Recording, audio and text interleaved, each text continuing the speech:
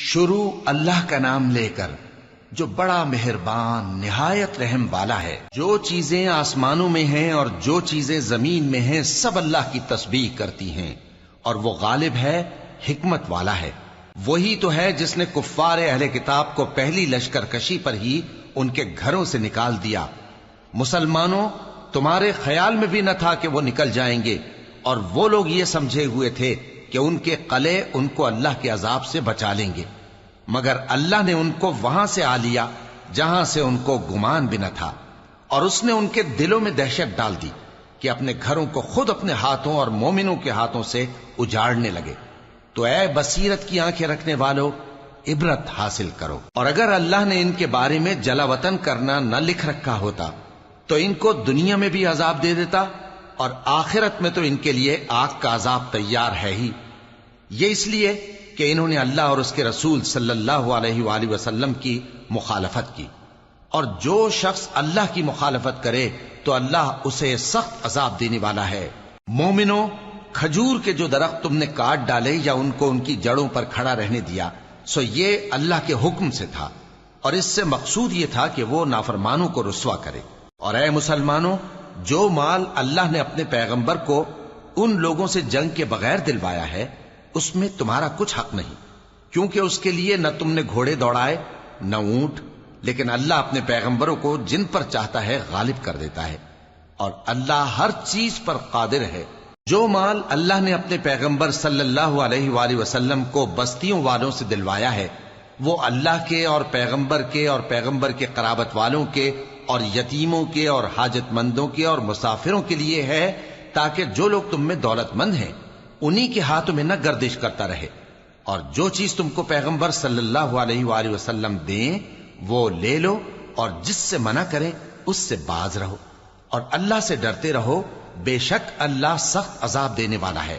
اور ان ضرورت مند مہاجروں کے لیے بھی جو اپنے گھروں اور مالوں سے خارج اور جدا کر دیے گئے ہیں، جو اللہ کے فضل اور اس کی خوشنودی کے طلبگار اور اللہ اور اس کے پیغمبر کے مددگار ہیں، یہی لوگ سچے ہیں۔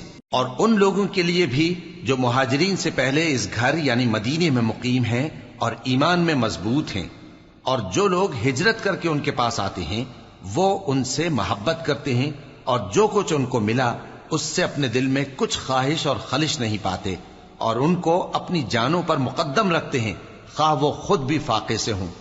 اور جو شخص خود غرضی سے بچا لیا گیا تو ایسے ہی لوگ بامراد ہیں۔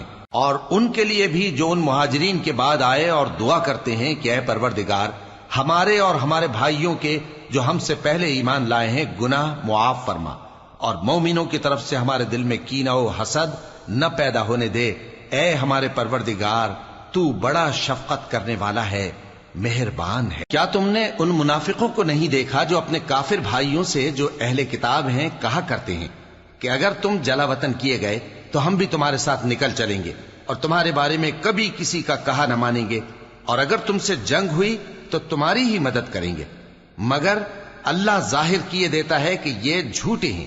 اگر وہ نکالے گئے تو یہ ان کے ساتھ نہیں نکلیں گے، اور اگر ان سے جنگ ہوئی تو یہ ان کی مدد نہیں کریں گے، اور اگر مدد کریں گے بھی تو پیٹ پھیر کر بھاگ جائیں گے، پھر ان کو کہیں سے بھی مدد نہ ملے گی۔ مسلمانوں، تمہاری ہیبت ان لوگوں کے دلوں میں اللہ سے بھی بڑھ کر ہے، یہ اس لیے کہ یہ سمجھ نہیں رکھتے۔ یہ سب جمع ہو کر بھی تم سے نہیں لڑ سکیں گے مگر بستیوں کے قلعوں میں پناہ لے کر یا دیواروں کی اوٹ سے۔ ان کے آپس میں بھی بڑی لڑائی رہتی ہے، تم خیال کرتے ہو کہ یہ اکٹھے ہیں، حالانکہ ان کے دل پھٹے ہوئے ہیں۔ یہ اس لیے کہ یہ بے عقل لوگ ہیں۔ ان کا حال ان لوگوں کا سا ہے جو ان سے کچھ ہی پیشتر اپنے کرتوت کی سزا کا مزہ چکھ چکے ہیں، اور ان کے لیے دکھ دینے والا عذاب تیار ہے۔ منافقوں کی مثال شیطان کی سی ہے کہ انسان سے کہتا رہا کہ کافر ہو جا، پھر جب وہ کافر ہو گیا تو کہنے لگا کہ مجھے تجھ سے کچھ سروکار نہیں، مجھ کو تو اللہ رب العالمین سے ڈر لگتا ہے۔ تو دونوں کا انجام یہ ہوا کہ دونوں دوزخ میں جائیں گے، ہمیشہ اس میں رہیں گے، اور بے انصافوں کی یہی سزا ہے۔ اے ایمان والو، اللہ سے ڈرتے رہو، اور ہر شخص کو دیکھنا چاہیے کہ اس نے کل یعنی آخرت کے لیے کیا سامان بھیجا ہے، اور ہم پھر کہتے ہیں کہ اللہ سے ڈرتے رہو بے شک اللہ تمہارے سب اعمال سے خبردار ہے۔ اور ان لوگوں جیسے نہ ہو جانا جنہوں نے اللہ کو بھلا دیا تو اللہ نے انہیں ایسا کر دیا کہ وہ خود اپنے آپ کو بھول گئے۔ یہی لوگ ہیں نافرمان۔ اہل دوزخ اور اہل بہشت برابر نہیں، اہل بہشت ہی کامیابی حاصل کرنے والے ہیں۔ اگر ہم یہ قرآن کسی پہاڑ پر نازل کرتے تو تم اس کو دیکھتے کہ اللہ کے خوف سے دبا اور پھٹا جاتا ہے۔ اور یہ مثالیں ہم لوگوں کے لیے بیان کرتے ہیں تاکہ وہ غور کریں۔ وہی اللہ ہے جس کے سوا کوئی معبود نہیں، پوشیدہ اور ظاہر کا جاننے والا، وہ بڑا مہربان ہے، نہایت رحم والا ہے۔ وہی اللہ ہے جس کے سوا کوئی عبادت کے لائق نہیں، بادشاہ حقیقی، ہر عیب سے پاک، سلامتی دینے والا، امن دینے والا، نگہبان، غالب، زبردست، بڑائی والا۔ اللہ مشرکوں کے شرک سے پاک ہے۔ وہی اللہ تمام مخلوقات کا خالق، ایجاد و اختراع کرنے والا، صورتیں بنانے والا، اس کے سب اچھے سے اچھے نام ہیں۔ جتنی چیزیں آسمانوں اور زمین میں ہیں سب اس کی تسبیح کرتی رہتی ہیں، اور وہ غالب ہے، حکمت والا ہے۔